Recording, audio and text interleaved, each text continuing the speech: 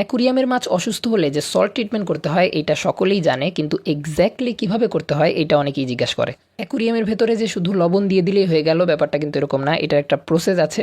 আর এই লবণ ব্যবহার করার কারণে মাছ অনেক দ্রুত সুস্থ হয় বলেই এক্সপার্ট হবিজদের কাছে রক সল্ট এত পছন্দের একটা জিনিস। তো আজকের ভিডিওতে শুধু এটাই দেখাবো যে আপনি কিভাবে রক সল্ট ইউজ করবেন। ছোট্ট একটা ভিডিও হবে।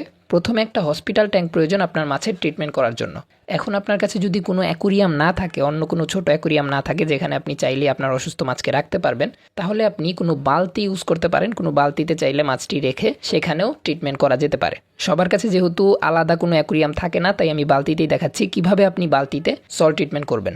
ধরেন আমার অ্যাঞ্জেল ফিশের অ্যাকুরিয়ামের কোনো একটা মাছ অসুস্থ, ধরেন যে কোনো একটা, এখানে যদিও কোনো অসুস্থ মাছ নেই, দেখতে পাচ্ছেন একদমই ফিট মাছ সবগুলো। আর এক সাইডে দেখতে পাচ্ছেন ডিমও দিয়ে দিয়েছে, আমি জানি না দেখা যাচ্ছে কিনা, কিন্তু এই জোড়াটা অলরেডি ডিম দিয়ে দিয়েছে। কিন্তু ধরেন একটা মাছ এখানে অসুস্থ, তখন আপনার কি করতে হবে, এই অ্যাকুরিয়ামের পানি বালতিতে নিতে হবে। আপনি কোনো মগ দিয়ে পানি অ্যাড করতে পারেন। আমার কাছে যেহেতু পাইপ আছে, আমি পাইপ অ্যাকুরিয়ামের ভেতরে দিয়ে দিচ্ছি।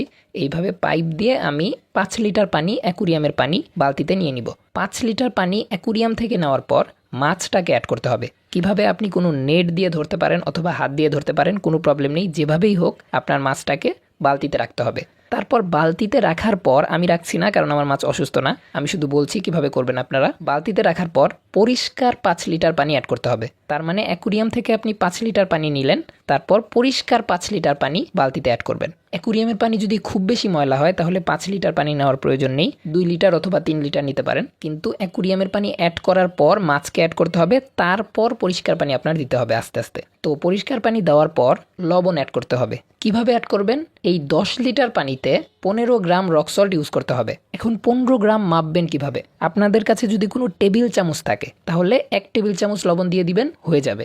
এত মাপামাপি কিছু করতে হবে না, 1 টেবিল চামচ রক সল্ট ইউজ করবেন তাহলেই হয়ে যাবে। এখন যদি টেবিল চামচও না থাকে, সবার কাছে আমার মনে হয় এরকম একটা চামচ থাকেই, একদম নর্মাল চামচ, বাংলাদেশের সবার কাছেই মনে হয় এই চামচটা আছে। এই চামচের 3 চামচ রক সল্ট দিয়ে দিবেন। এইভাবে ভরে ভরে 3 চামচ রক সল্ট 10 লিটার পানিতে দিয়ে দিবেন। এখন আপনি একদম পাউডার রক সল্ট ইউজ করতে পারেন, আর যদি পাউডার রক সল্ট না থাকে আপনি এইভাবে ইউজ করতে পারেন। কিছু সময় পর এমনি মিশে যাবে, কোনো প্রবলেম হবে না। লবণ অ্যাড করার পর আপনার হিটার অ্যাড করতে হবে। অবশ্যই শীতের সময় এই হিটার ইউজ করতেই হবে। আর যদি গরমের সময় মাছ অসুস্থ হয় তাহলে হিটার এত একটা প্রয়োজন হয় না, কিন্তু তবুও একটা হিটার ইউজ করা ভালো, কারণ হিটারের মাধ্যমে আপনি পানির টেম্পারেচারটা মেনটেন করতে পারবেন। 25 ওয়াটের এরকম সিম্পল একটা হিটার ইউজ করলেই চলবে, যেহেতু বালতিতে পানি কম। আপনার 50 ওয়াটের হিটারের প্রয়োজন নেই, 100 ওয়াটের হিটারের প্রয়োজন নেই, 25 ওয়াটের হিটার ইউজ করবেন, একদম ছোট যেটা। এই হিটারের টেম্পারেচার অ্যাডজাস্ট করা যায়।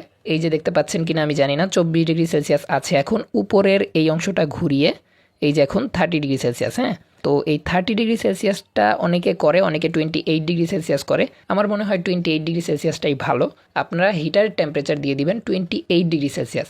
তারপর যদি পারেন একটা স্পঞ্জ ফিল্টার ইউজ করবেন।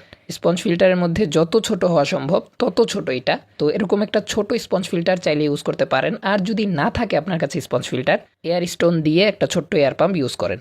আর প্রতিদিন 20% পানি চেঞ্জ করতে হবে। অসুস্থ মাছের পানি প্রতিদিন 20% চেঞ্জ করতে হবে। যেহেতু আপনি কোনো ফিল্টার ইউজ করছেন না, আবার কোনো স্পঞ্জ ফিল্টারও ইউজ করছেন না, তাই অবশ্যই আপনার 20% ওয়াটার চেঞ্জ করতে হবে।